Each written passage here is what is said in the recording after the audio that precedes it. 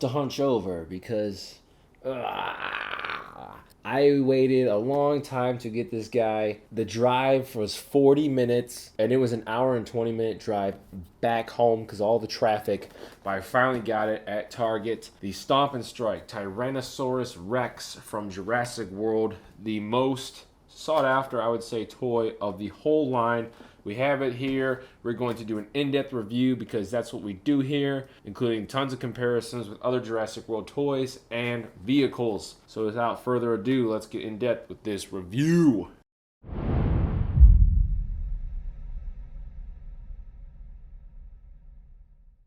I guess we'll start off with the packaging. Let's compare her to other T-Rexes. So this is like, the biggest T-Rex of the whole line.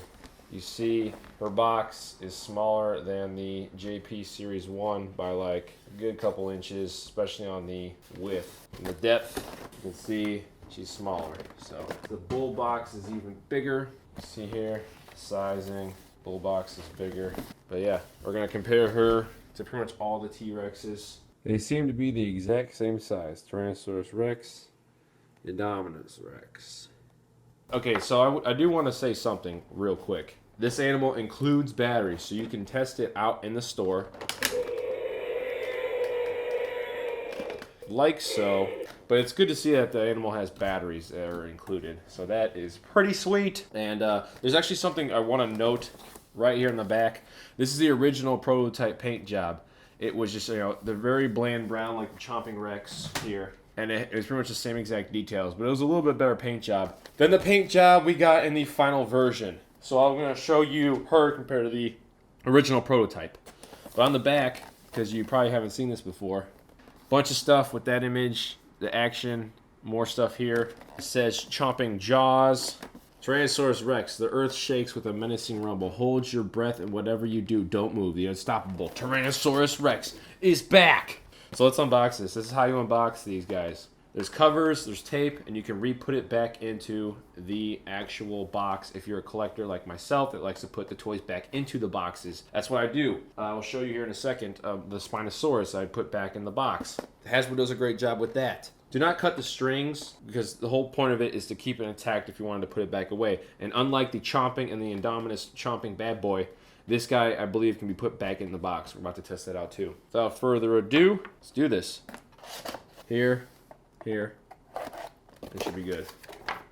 Whoa. Okay. Here we go. Ooh, okay, instructions. We'll deal with those in a second. Ooh, I like the tail.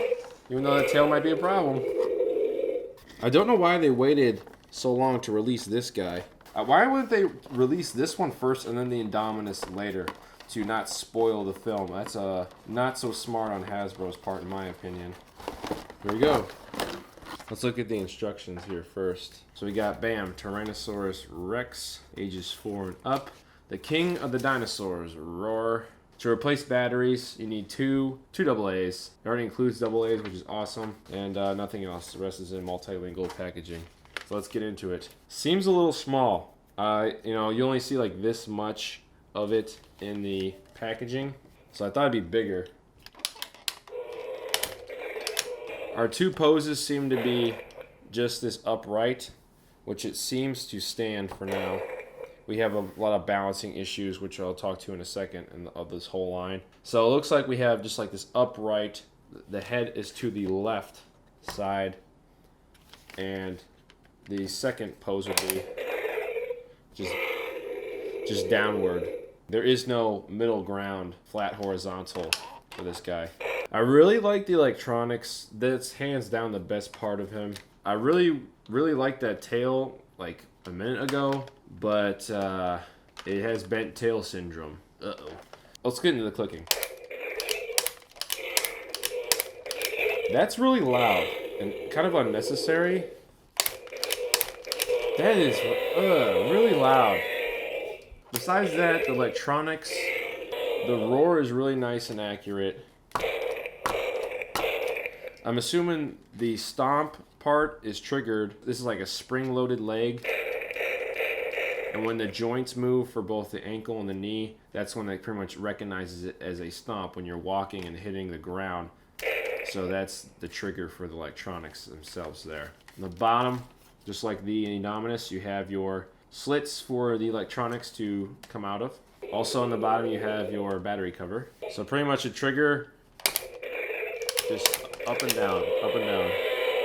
One thing I want to add about the action feature, the tail moves up and down to give it a little more give.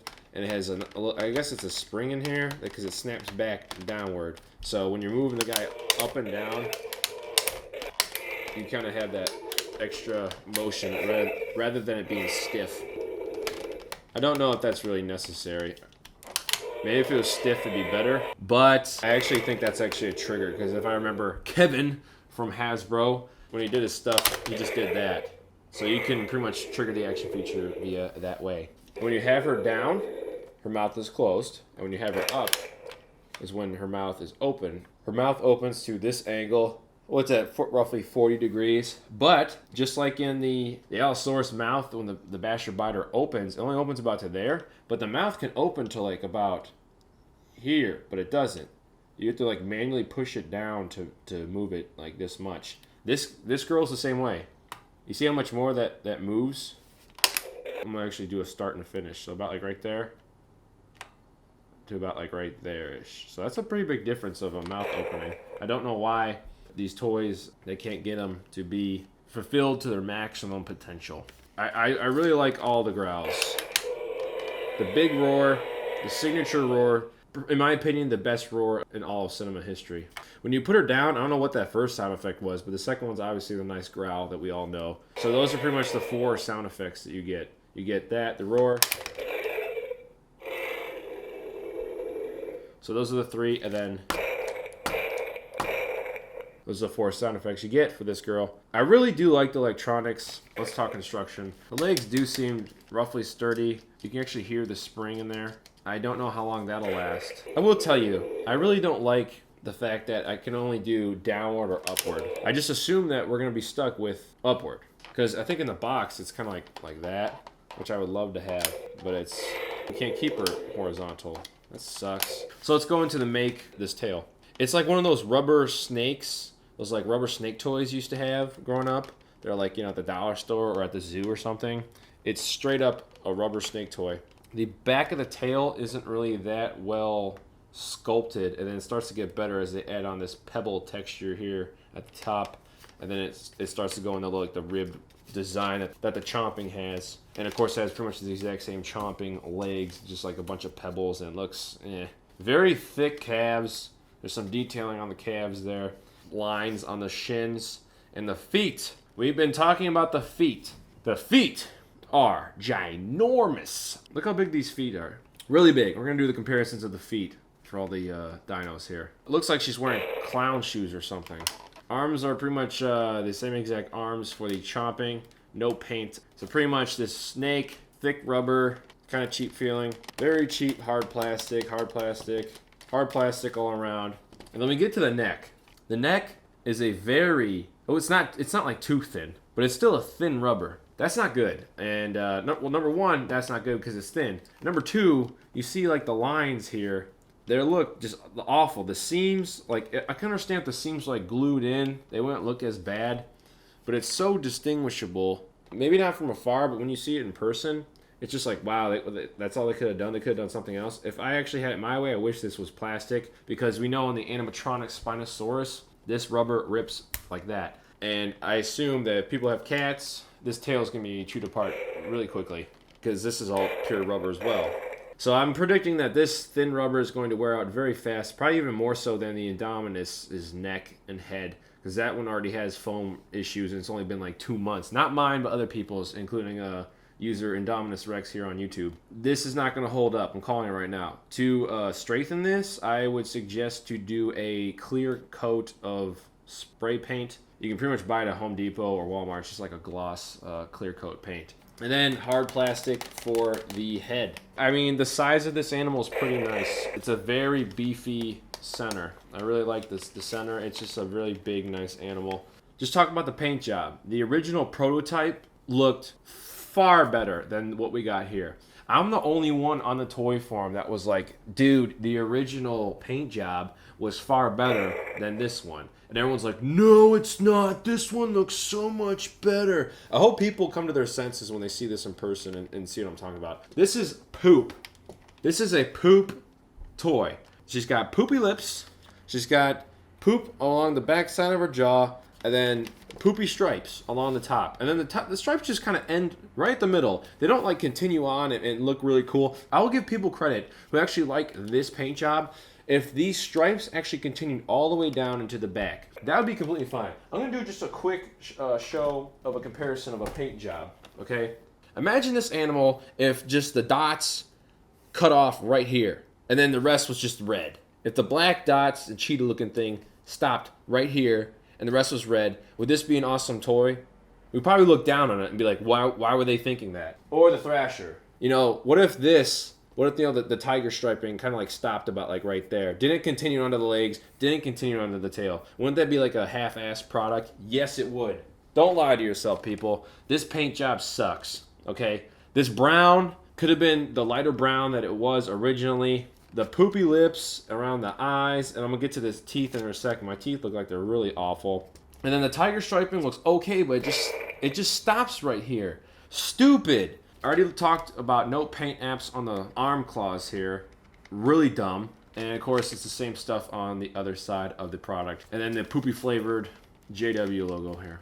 I guess the paint on the bottom is like this darker beige, and then it kind of fades up into like this like diarrhea brown, and then the poopy brown over here. So pretty much the lower jaw is the beige, and on the bottom is the beige as well. The gums seem to have leaked onto the teeth here. That's wonderful. They could have just like, right here, teeth, but I got gums there too. I mean, that's easy to repaint, but at the same time, Hasbro's factories continue to wow us Jurassic World fans by giving us great paint apps. Ugh. I really want to see someone custom paint this up really nice, and I bet you it will look really cool because the overall sculpt is really not that bad. One last thing about the paint app, cat eyes, no round pupils. Overall sculpt, proportion-wise, if we stretch her out here, she looks pretty good. The feet obviously are a little bit big. I mean, T-Rex's skulls are big as it is, but it doesn't look too bad proportion-wise. They did well on this. Screw holes. How many we got? 3 on the face, 4 on the torso, and 2 on the legs. Oh, wait a minute. Whew, I forgot the legs. We got some on the legs too. 1, 2, 3, 4, 5, 6. So we got 2 on one and 4 on the other. Yikes. That's a lot of screw holes. Unacceptable on the head. There's no reason to put screw holes on your main feature. We all saw the writing on the wall of the toy form. We all saw the Hasbro people with these little kids going, yeah, look at this T-Rex. Only from this side, guys. Only from this side, guys. Only from this side, guys. Don't show this side because we won't buy it. Oh my God. They didn't screw us this bad for the Jurassic Park 3 line. And the more and more I see these toys, I'm just like, wow, the Jurassic Park 3 line wasn't that bad. It's just because we went from Kenner, awesomeness, to Jurassic Park 3, we're just like, man, these toys suck. And then we get these toys, and we're just like, wow, why? You know? Why are you screwing us this bad? On the bottom of the feet, you have the same thing as the chomping. You have the cutout here and the cutout here. At least looks like this one won't have so much balancing issues because the freaking feet are so big. I know there's no balancing issues, but I am standing up straight. And if this is a straight line, this is going to be a problem because this whole dinosaur is moving to the right like a lot. Here it is straight. And watch it just naturally form to the right-hand side. Like a lot. Like he should be there.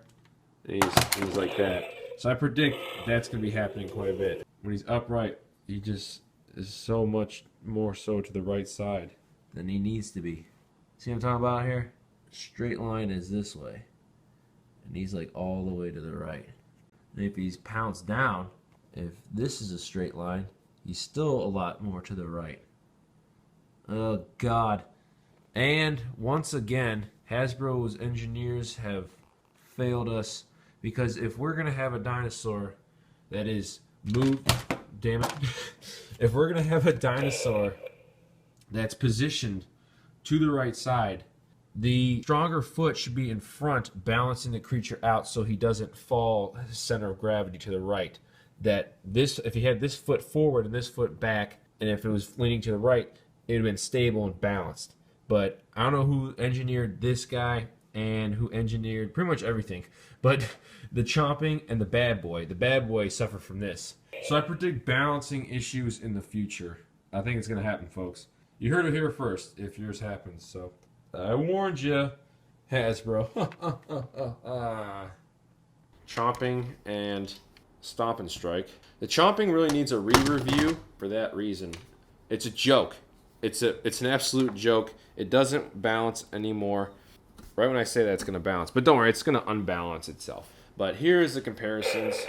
You see the skulls, pretty much the exact same. And the Basher Biter is pretty much the exact same as the chomping. So it's all like the same exact skull. It's just a little bit different on each one of them. You see the differences here. This one's a little bit more elongated. This skull has a little bit better bite. The jaw closes up a little bit more. And this one's jaw, that's as much as it's going to close. It doesn't close any more than that. You see like the feet difference. It's a pretty big difference there. So size comparison wise, let's go head to tail.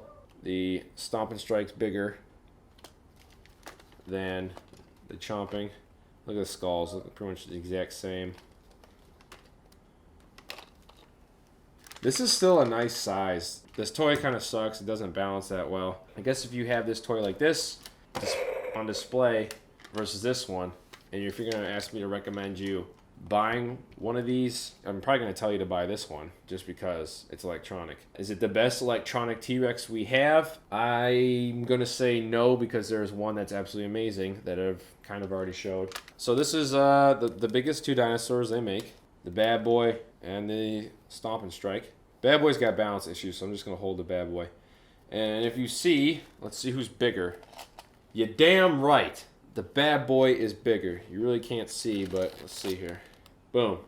So about here and here. Wow, actually they're about the same size. If you stretch it out. In my perspective, they are pretty much the same exact size. Even with the tail curved. If you uncurve that tail, the Dominus looks a little bit bigger. Here, or if you have that crouched down low versus the Bad Boy looks a little bigger. Boom. The action feature, I really wish I can move the tail and this head can move like back and forth. And the jaw. See the jaw move a little bit? I really wish it was like the Thrasher. They could have just remade the Thrasher. But no, why do that? So let's attack this thing. I just pissed off a lot of Rex fans. Well, this is what was going to happen in the film if it wasn't for Blue. Spoiler alerts. This is what I think of the Stomp and Strike. Do I like the Stomp and Strike better than the Bad Boy? That's tough. This is still like probably my favorite toy of all time. Just straight off the bat, this one is still my favorite. I still recommend you picking up the Stomp and Strike. Battle of the Screw Holes. That's what this video should be titled. This one just seems too fragile. Click, click, click. Screw holes and joints everywhere and a rubber neck, and this is all just solid. Feet comparison. They look roughly the same size. The left foot of the Stomp and Strike is just really big. See skull size comparison. The greatest Rex of all time. People were saying that the Stomp and Strike was the greatest Rex of all time. The thing hasn't come out yet. How do you know that's the greatest Rex of all time? Alright, so the greatest Rex of all time. No, not you. Thrasher and the Stomp and Strike. The Stomp and Strike has a bigger skull. That's interesting. I'll show you. So here's these two guys roaring at each other. Let's see size-wise. Thrasher is... You know, it's funny. Thrasher is small, but Thrasher is bigger here. So that's interesting. Here we go. Let's take a look at these. Boom. Boom. See that? Thrasher's bigger. I don't know, man. They could have just done that. They could have just done... Give me an okay. The second biggest, I believe, the big, bad original Red Rex versus the new original Rex. And here they are. I still think the Stomp and Strike has a bigger skull than this Red Rex. So it's got some pretty big skulls. See there. Yeah, Stomp and Strike's smaller against the Red Rex here. Red Rex is just a monster. Second greatest toy of all... the greatest toy of all time, in my opinion. See that? Just dwarfs it. Can't even barely see the Stomp and Strike behind it if it wasn't for this tail. There's no T-Rex behind that one. So yeah, pretty much it. Kenner versus Hasbro. I'm probably gonna tear the rubber of the neck here with this because the rubber of the neck here is so thin. I'll just show the bull in the box versus this girl. I mean, you can fit this whole thing in this box. And the skull of the bull is actually, if not the same size, it's bigger than the Stomp and Strike.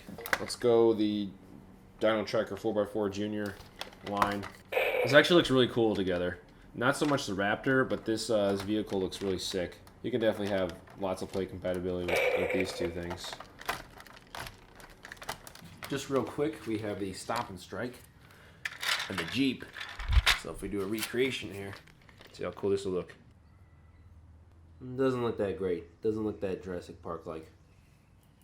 And for this, you really can't pose the legs separately. So you really can't have her attack like the tire or anything. I mean, you can, but nah, you really can't. Open up her jaws. Nah, it's just easier with the Kenner stuff because this is hard plastic and the Kenner stuff's soft rubber. So this doesn't look that great either together. It looks okay, but it doesn't really look that great compared to like probably the first Kenner Red Rex. And last but not least, the old goodie.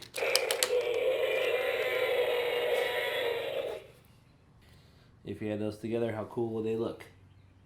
It looks pretty cool. That looks pretty nice. That's alright. This little diorama. Spinosaurus and the Allosaurus. And you see how small the Bastard Biter theropods are compared to the Stomp and Strike. And here's what I was talking about. You can repackage this stuff. And we're going to repackage this at the end of the video, see how well she does. But this is repackaged. I put it back in the packaging. That's how they're supposed to go. And you put the things back together, and bam, you're done. You want to have these with playtimes, you can if you like to. That's actually almost in scale to one another. That's pretty cool. Let's go one Growler. Velociraptor Blue, way too big. It was in scale, I would say. And then the Indominus vehicle set, maybe a juvenile Indominus compared to the Stomp and Strike. So we got Kenner, Rollin' Tempo, and the Stomp and Strike. Nearly in scale, very play compatible. Can barely hold them in there. It's because, I mean, this spring is nice. It's not that strong, but it's strong enough to give some nice feedback. But it's not strong enough to keep a figure in there. At least a Kenner figure. Still looks nice. It would look nice in a diorama. Hasbro's JP3 Billy Brennan and the Rex is more in scale than the Kenner guys. And because he's lighter, I assume he's going to stay in his jaws more. And he did a little bit longer. But still very play compatible. These are more in scale to the Rex than the Kenner guys. And you know, of course, gotta have it. The junior, I call him Chris Pratt. At least he was the Chris Pratt in my trailer skit for all my junior stuff. Holds on to him pretty well. You see how awesome that thrashing action is, Hasbro? They'd been great if you'd have included it, but you didn't. Let's throw her back in the box and see if she fits back in the box, because she has bent tail instead of pop in the tail. I'm really not a fan of pop in the tail. Just give us the bent tail. I like putting stuff back in the box. And she does. She fits. So, there's that. Okay. Final score out of 10. I want to give it an 8. My heart is saying 8. I cannot give it a 9. The paint job is, that can be fixed, but the screw holes, I mean, they can be fixed, but at the same time, why do they exist? The paint job, it's kind of half-assed. It just stops with the tiger stripes here instead of continuing down. It would have been fine. Get rid of the poopy lips and the cat eye. I don't have a problem with this paint job at all. I really liked this paint job. Don't know why you didn't give it to us.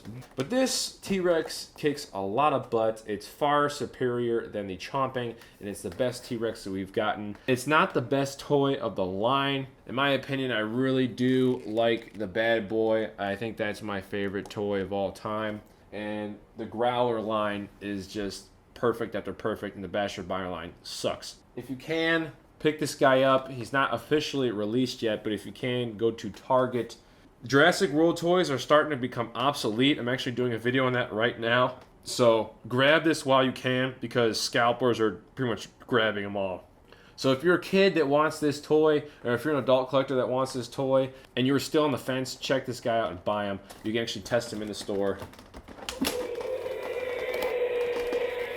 Okay, he's only going to stay in that horizontal neutral position if you have him pretty much in the box here.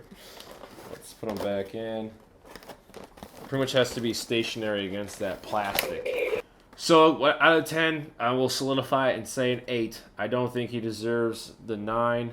I do think it's a really cool figure with some flaws, but I think with a great paint job, fill up the screw holes, give it an actual round pupil, solidify this rubber, and pray to God that the joints and all the plastic on this guy doesn't break, because I think it might. Other than that, the most accurate movie sounds, very nice sizing, and very play compatible with a lot of stuff. Thank you guys very much for watching. I hope you have a wonderful day. Happy shopping.